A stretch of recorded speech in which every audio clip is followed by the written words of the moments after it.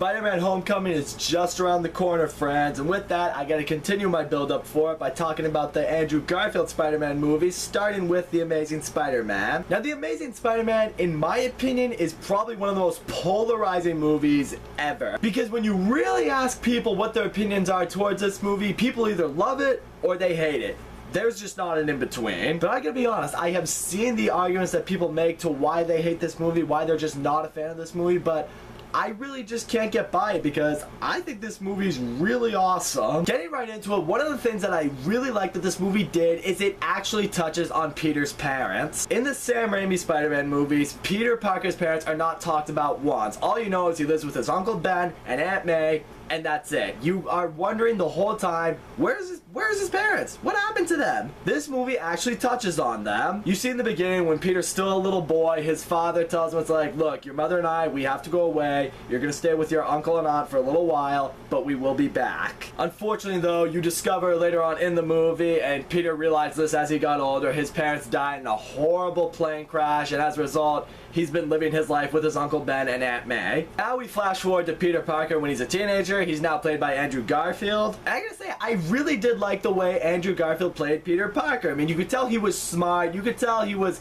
kind of a standoffish kid, kind of kept to himself, didn't have many friends. Was he as nerdy as Tobey Maguire? No, but you still bought that he was a little bit of a nerdy guy, maybe not that kind of nerdy, if you will. That being said, the definition of a nerd, it changes every year. You know, he still gets picked on in school by Flash Thompson, and he also has a big crush on Gwen Stacy, played by Emma Stone. That right there was another element I really liked about this movie, because a lot of people don't know that Gwen Stacy was actually Peter Parker's first love. He fell in love with her before he met Mary Jane Watson, then she became his love interest, and that's how it actually plays out. So I love that this movie actually stayed more true to the comics than the Sam Raimi Spider-Man movies did. And then one day, Uncle Ben decides to tell Peter a little bit more about what his father was like, tells him that he was a scientist, and the guy that he worked with was Dr. Curt Connors. So one day, Peter Parker decides to go to Oscorp to officially meet with Dr. Curt Connors. He's done a little more research from an old suitcase of his dad's, discovers that Dr. Curt Connors is doing a lot of research in cross-species genetics, and while he's in Oscorp, he notices a file that one employee has that's similar to the one that his father had in his suitcase. So he follows this guy.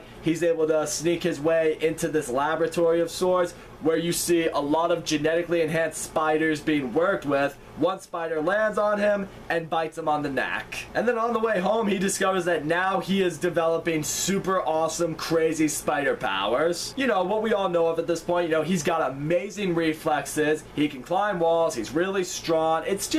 It's really cool to see again. And what I love seeing with Peter Parker is the second he gets his powers, he decides to use it in his own way by humiliating Flash. You know, he wants to get a little revenge on him for beating him up earlier in the movie, so during a basketball practice, Peter's just completely toying with him. It's like, come on, take the ball. Oops, no, it's over here. No, it's over here. Spins it around, like hits him in the head with it. I'm just laughing my ass off, 'cause I'm just like, yeah, if I had his powers, I would totally do the same thing. Really is funny though when Peter jumps like 20 stories and dunks the basketball, shatters the glass, and everyone just looks at him like he's insane, that no one eventually picks up that he's Spider-Man later on. Kind of like that other scene in the movie when he threw the football at the field goal post and completely bent it and no one picked up on anything. I don't know, I guess the movie's just relying on the fact that people in high school are stupid. Okay, fine, they're not stupid, they're naive.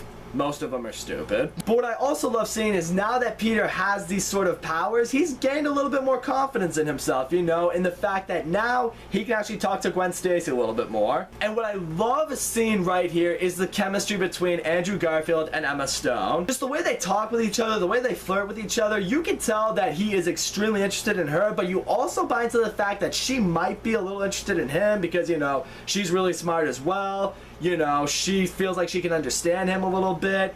You know, you really do buy that there's this really cute relationship forming between them. They just had unbelievable chemistry with each other, and I'm really happy we got to see that. I mean, I certainly think it helps that they were dating at the time this movie was being filmed, but it only helped. But unfortunately, because he's developed these powers and because he also wants to figure out the relationship between Curt Connors and his father, Peter's been spending a lot of time with Curt Connors trying to help him find a way to do cross-species genetics to regenerate limbs, because Curt Connors wants to regenerate the arm that he lost. It causes him to neglect his duties a little bit, and it's at this point he gets into an argument with Uncle Ben, and this is where Uncle Ben, you know, basically tells him, you know, with great power comes great responsibility. And what I love seeing in this argument is Peter really lashes out at Uncle Ben, saying it's like, okay, that's what my dad would say. Well, where is he? You don't think it would be his responsibility to be here to tell me it himself? I love that this movie showed that the fact that Peter hasn't had his parents around to, you know, be parents to him, it eats away at him. And then one night he's at a deli, he's trying to buy some milk, but the guy won't let him pay for it because he doesn't have the 2 cents to pay for it, so you know, he can't get that. And then this other guy robs the deli, and as he's leaving, the guy who runs the deli tries to ask Peter to help him, and he's like, nope, not gonna do it because, you know, you wouldn't give me a fucking break on my milk. But similarly to how the first Sam Raimi Spider-Man movie played out, this guy gets away, runs into Uncle Ben, shoots Uncle Ben, kills him. Then there's that one moment when Peter's back at school after his Uncle Ben dies with Flash and Peter that I really love. You know, Flash comes up to Peter, Peter thinks he's gonna mess with him again, he pins him up to the locker, and at this point Flash tells him, it's like, yeah, that feels better, right? Dude, your uncle died, I get it, I'm sorry. Right there, Flash tells him, it's like, look, I know that I've been an asshole, but now you can see why I'm an asshole. I've gone through some shit myself. I finally get it. I know exactly how you're feeling. I'm sorry for everything. In that moment, right there, Flash doesn't really become the bully that you just hate. You actually begin to see through him a little bit. You see that he's probably dealt with a lot of bullshit in his life that's made him, you know, the hard ass that he is. And now you really see that, you know, there's maybe a good guy under there somewhere. It's, in my opinion, the most underrated moment in this whole movie. So now it's also right here. Peter feels that he needs to go after this guy. He needs to make him pay because he wants revenge on this guy from taking his uncle from him. So it's along here. Peter's figuring out how to use his powers a little bit more. He eventually develops the bio cable to shoot webs that Oscorp was experimenting on. Something else that this movie did that the original Spider-Man movies did not touch on, the fact that Peter needed those bio cables to shoot web. He didn't just immediately have the powers to do that. The movie's staying faithful to the comics, and I gotta give it props for that. And now, if you remembered from when I was talking about the Sam Raimi Spider-Man movies, I said that Tobey Maguire played the best Peter Parker of the two. But in my opinion, Andrew Garfield played the best Spider-Man. Because as I've said before, Spider-Man's one of the funniest superheroes in comic history. And Andrew Garfield was really funny, he was really sarcastic, he really toyed with his enemies, really joked around with them. And that was awesome because that's who Spider-Man is. You know, there's that one awesome scene, he confronts the carjacker, you know, just shooting webs at him, just fucking with him. The guy pulls out a knife, he's like, oh no, you found my weakness, it's small knives. I was dying laughing when I watched that scene for the first time. It was awesome. However, right out the gate, some people see Spider-Man as a hero, others see him as a vigilante, like Gwen Stacy's father, Captain Stacy. He believes Spider-Man should be turned in. He's like, he's doing our job. We don't need him to help. Why is he wearing a mask? That clearly means he doesn't want people to know who he is, means he's up to something. This makes things a little bit complicated for Gwen because one night when Peter was having dinner with her family, he decided to tell her that, you know, he's Spider-Man, and then they kiss because, you know, he's now Spider-Man. So now she has to deal with the fact that her boyfriend is now the vigilante that her father's trying to capture. Not the teenage girl problems you're used to hearing about. But getting back to Curt Connors for a little bit, I really liked him in this movie because he's under a lot of pressure to figure out if cross-species genetics can cure diseases, can, you know, regenerate limbs like it should be, because Norman Osborn is dying and they need that to cure him. At the same time, he finally wants to just grow his arm back because who knows how long he's been living without one. He's been having Peter come in to help him out. Peter has developed an equation because, you know, Peter's really, really smart. Connors uses this algorithm that Peter is giving him to experiment on these mice, and he discovers that it is in fact regrowing their limbs, decides to try it on himself, and it works. But they quickly discovered that because this was spliced with, you know, lizards, because lizards have the ability to regrow their limbs, Curt Connors all of a sudden starts turning into a huge mutant demented lizard. At this point, the lizard just goes insane. He starts throwing cars over the bridge. Spider-Man shows up. He's able to save some of these cars. I do really love that moment though. He goes to save that little kid. Little kid's freaking out. Literally takes off his mask like, dude, I'm a normal guy. chill out. It's just another moment with Spider-Man that was actually really funny, and it makes me love Andrew Garfield more as Spider-Man. After another confrontation with the Lizard though, Spider-Man discovers that the Lizard's ultimate plan is to release this kind of toxic cloud into New York City, which will turn all the people into these mutant lizards, because this lizard dementia that lives in Connor's brain now has convinced him that these mutant lizards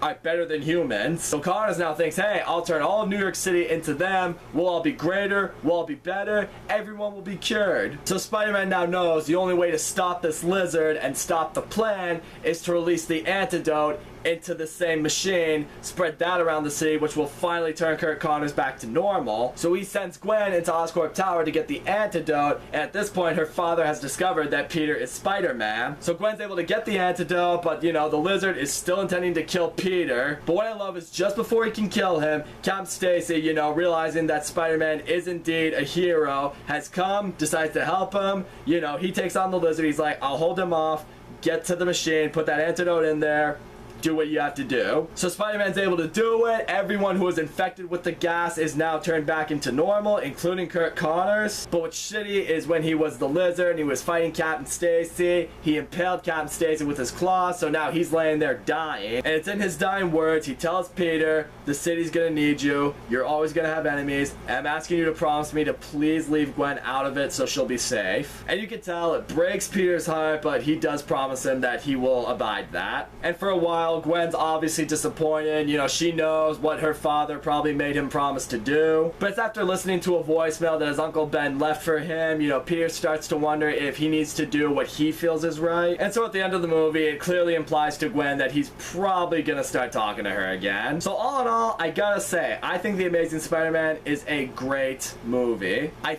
fucking love Andrew Garfield in this movie. I thought he was really good as Peter Parker. I thought he was fantastic as Spider-Man. He was funny, he was smart, he was relatable. I love seeing the way he becomes Spider-Man, how at first he's not that responsible with it, and even though he does realize he needs to be a hero, he still has fun with it because he's still his own guy. I loved the relationship between Peter Parker and Gwen Stacy. They were a really cute couple. You really bought the chemistry between each other. Kurt Connors was great in this movie. I loved him as a character when he's just Kurt Connors. I thought he played a solid villain as the Lizard. I do feel they could have done that a little bit better, but for the most part, the Lizard was a good villain for this movie. I love that this movie played more of a homage to the comics. I love that this movie actually touched more on Peter's parents. The movie looks great visually too, I gotta say that right now. I love the action, I love the story, and in the end, I may get some hate for saying this, but I don't know if this movie's as good as Spider-Man 2, but I don't think it's that much far under it. I really think this movie's awesome. So that's all I gotta say, guys. Thank you so much for watching my video. Don't forget to leave a comment, like, subscribe, and I will see you all next time.